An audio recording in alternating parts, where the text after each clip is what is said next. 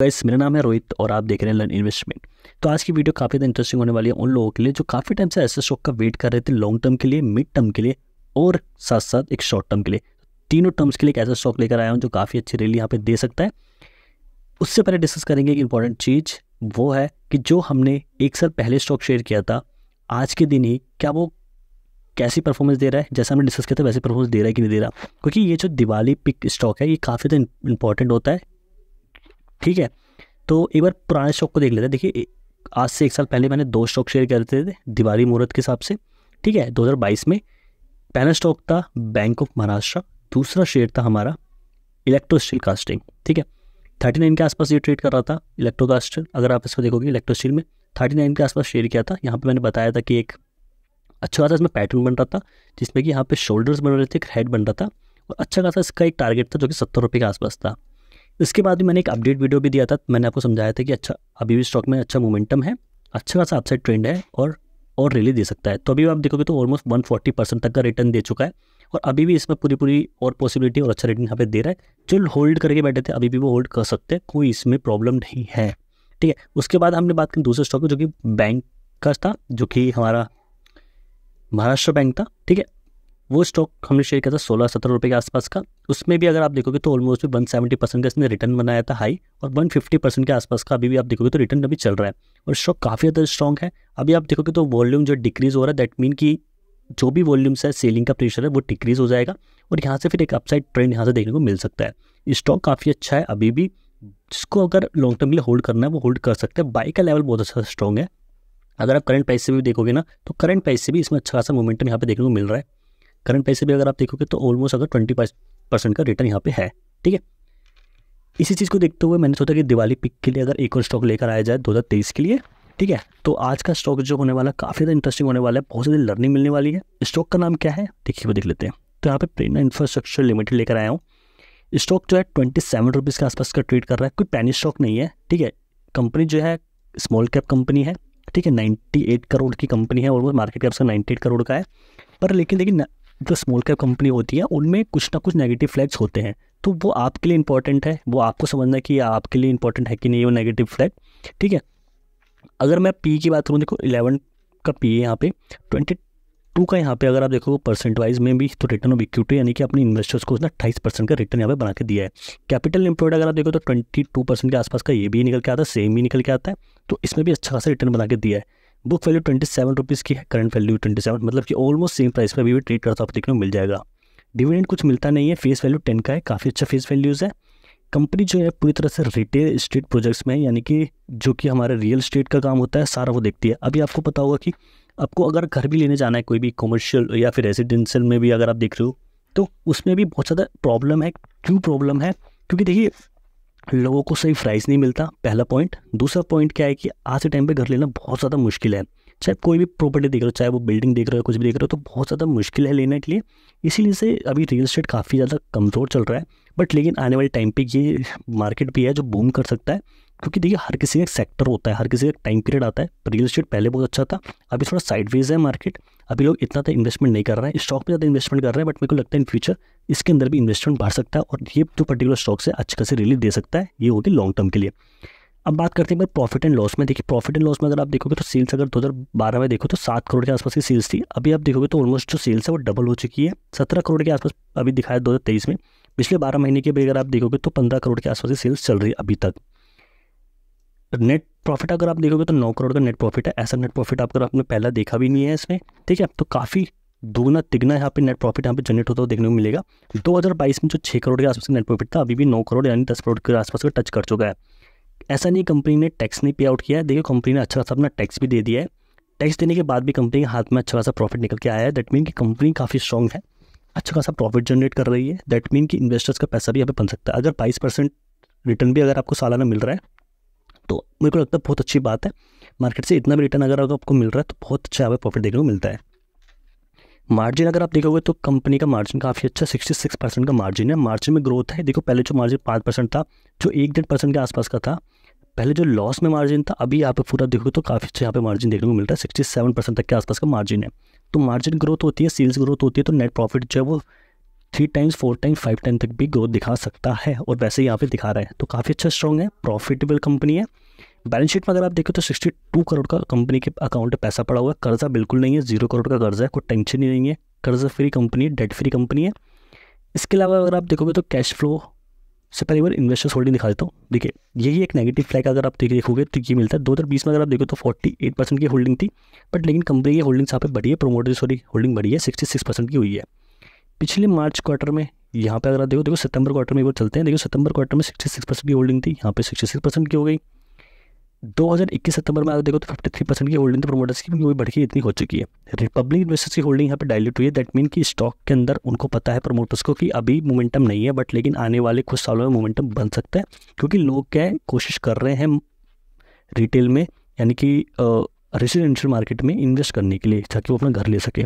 तो इसी तरीके को देखते हुए कंपनी ने ये ऑब्जर्वेशन निकाला होगा कि प्रोमोटर्स ने अपनी इन्वेस्टमेंट होल्डिंग बढ़ा के, ताकि अच्छी खासे लोग यहाँ पे इन्वेस्ट कर सके, और साथ साथ ये पर्टिकुलर स्टॉक जो है अच्छी खासी मूवमेंट यहाँ पे दे भी सकता है। एक बात करते हैं यहाँ पे ट्रेडिंग व्यू की। देखिए ट्रेडिंग व्यू पे मैं यहाँ पे आ चुका हूँ। 1 मंथ की कैंडल्स मैंने यहाँ पे सेलेक्ट करी है, ठीक है। एक बार हम लॉन्ग टर्म के लिए देख लेते हैं कैसे यहाँ पे मोमेंटम बन सकता है। देखिए लॉन्ग टर्म में अगर आप देखोगे तो मार्केट ने अच्छा खासा यहाँ पे इस प्राइस पे आसपास हाई बनाया था। लगातार आप देखोगे तो हर मंथ यहाँ पे हाई बनता चला गया, और 7 रुपये का स्टॉक जो है ऑलमोस्ट 500% का रिटर्न यहाँ पे दे दिया, ठीक है। तो पूरी तरह से यहाँ पे आप कह सकते हो ऑपरेटर खेल चला, ठीक है। इतना आसान नहीं होता कि मतलब आप देखो 8 से 9 महीने में ही इतना अच्छा रिटर्न यहाँ पे मिल गया होगा। उसके बाद क्या है कि यहाँ पे लोगों को ट्रैप किया, ट्रैप करने के बाद देखो लगातार स्टॉक का प्राइस उस ऑलमोस्ट सेम प्राइस पे आ गया। तो 7 रुपये के आसपास 10 रुपये के आसपास कोई ज़्यादा डिफरेंस नहीं है। इसके बाद क्या है, जब इस प्राइस पे आया अगर आप देखोगे तो यहाँ पे वॉल्यूम इतनी ज़्यादा इंक्रीज़ नहीं हुई थी, बट जैसे बाइंग की वॉल्यूम थी उतनी ज़्यादा सेलिंग की वॉल्यूम नहीं थी, बट लगातार स्टॉक 3 महीने के अंदर ही नीचे आ गया बिल्कुल ही, ठीक है। फिर यहाँ पे साइडवेज रहा काफ़ी हद तक यहाँ पे धीरे धीरे मार्केट में पैसा इन्वेस्ट किया। उसके बाद फिर से लगातार 3 महीने के अंदर रैली दी गई, और 3 महीने के अंदर रैली में फिर टच किया, और फिर से यहाँ पे सेलिंग प्रेशर से क्रिएट करके लगातार स्टॉक को नीचे लाया गया। जैसे यहाँ पे नीचे लाया गया, सेम बात यहाँ पे अगर आप देखोगे तो मार्केट में वॉल्यूम ज़्यादा इंक्रीज़ नहीं हुई, बट लेकिन यहाँ पे क्या है धीरे धीरे करके माल को खरीदा गया, यानी कि यहाँ पे ऑपरेटर ने माल को धीरे धीरे खरीदा या प्रमोटर ने माल को खरीदा, क्योंकि उनकी होल्डिंग बढ़ रही है। क्योंकि अगर उनका मन क्या है यहाँ से फिर से रैली ले जाके ऊपर टच करने का, ठीक है, समझ रहे हो आप। जैसे यहाँ पे उन्होंने टच किया और यहाँ पे भी उनको ऐसे ही करना है, उनका पूरा यही मकसद निकल के आ रहा है। क्योंकि आप देखो यहाँ पे वॉल्यूम भी इंक्रीज़ होने लगी है, जैसे यहाँ पे वॉल्यूम इंक्रीज़ हो गई थी, वैसे अगर आप देखोगे तो यहाँ पे वॉल्यूम इंक्रीज़ हो रही है। दैट मीन कि उनका पूरा मकसद है कि एक स्टॉक को यहाँ पे टच करना है।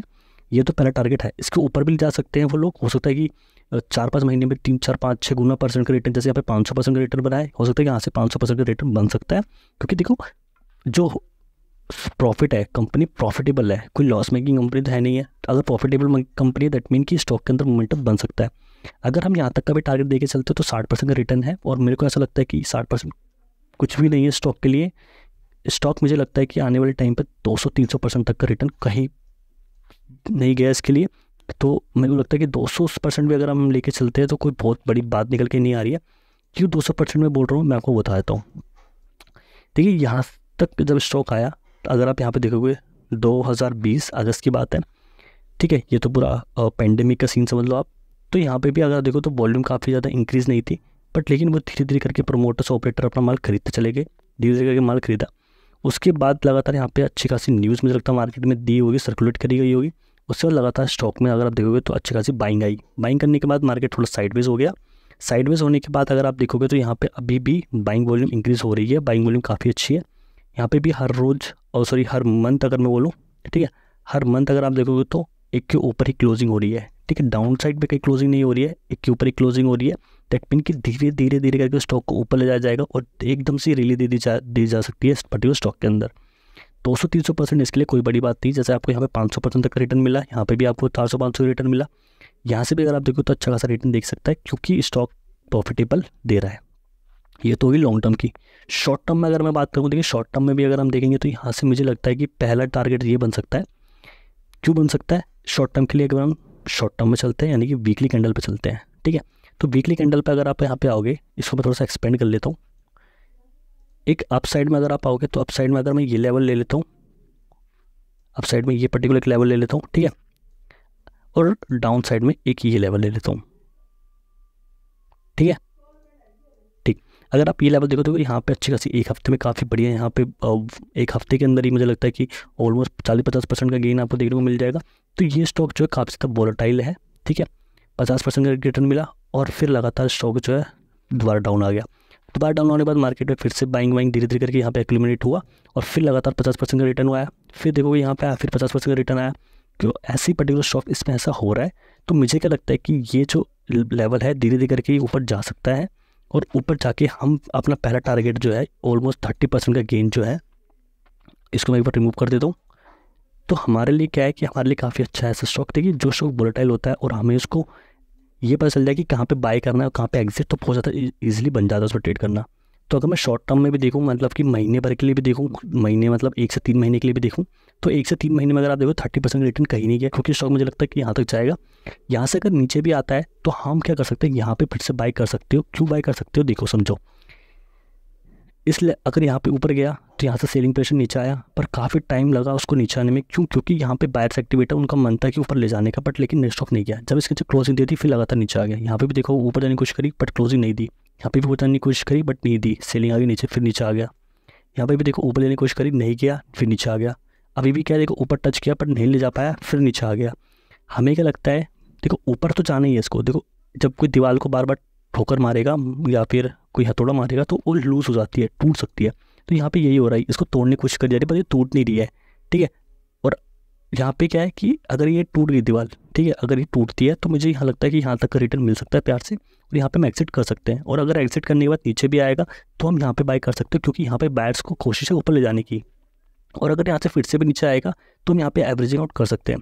इस पर्टिकुलर लेवल से भी अगर आप देखोगे नीचे पे भी, अगर यहाँ तक नीचे भी आता है तो आप यहाँ पे भी बाय कर सकते हो, बट मुझे बहुत कम लगता है कि नीचे आ सकता है। हाईली चांस है कि स्टॉक ऊपर जा सकता है, ठीक है, हाईली चांस है। बट लेकिन अगर नीचे भी आएगा तो हम यहाँ पे एवरेज कर सकते हैं, क्योंकि 10 से 12% का नीचे भी डाउनफॉल हो सकता है। क्योंकि जैसे कि हमने पहले भी वीडियोज़ में देखा था ईरोफ्लेक्स में भी, तो ईरोफ्लेक्स में क्या हुआ था कि हमने जिस लेवल पर बाई किया उससे वो लगातार नीचे आया, क्योंकि मार्केट पूरी तरह से, अगर आप देखो, करेक्शन बन गया था पूरा मार्केट में, ठीक है। तो उस पर्टिकुलर स्टॉक में भी ऑलमोस्ट मुझे लगता है कि 12 to 30% के आसपास का रिटर्न बनाना था हमें, बट लेकिन स्टॉक नीचे आया, डाउनफॉल हो गया और अभी भी सेम लेवल पर ट्रेड करता आपको देखने को मिलेगा, ठीक है। तो यहाँ पे भी ये हो सकता है मार्केट अगर नीचे पे आया तो यहाँ पे एवरेजिंग आउट कर सकते हैं, और अगर ऊपर भी जाएगा तो पहले हम यहाँ पे बेच सकते हैं, ठीक है। इसके ऊपर अगर क्लोजिंग देगा तो हम उसके ऊपर एक सेपरेट वीडियो बना देंगे, बट लेकिन मुझे लगता है कि लॉन्ग टर्म के लिए काफ़ी अच्छा स्टॉक ये हो सकता है। 2 लेवल निकल के आया, मैंने दोनों आपके साथ डिस्कस कर दिए, ठीक है। पहला लेवल ये है, दूसरा लेवल ये निकल गया था 60% का, जो कि ऑल टाइम हाई है, और थर्ड लेवल जो 200% का रिटर्न हमारा आराम से बन सकता है। क्योंकि यहाँ पे ऐसे लेवल पे ये लोग क्या करते हैं, ऑपरेटर एक अच्छी खासी रैली दिखा देते हैं, और हमें क्या करना है, ऐसी रैली का वेट करना है, मोमेंटम स्टॉक का वेट करना है। रैली मिलती है, वेल एंड गुड है, बेचेंगे और प्रॉफिट बनाएंगे, ठीक है। और उसके बाद अगर आपने अभी तक इंस्टाग्राम पर, टेलीग्राम पर फॉलो नहीं किया, डिस्क्रिप्शन में लिंक है, प्लीज़ चाहिए शेयर कीजिए अपने दोस्तों के साथ भी, और हमें भी ज्वाइन कीजिए। Thank you, bye bye.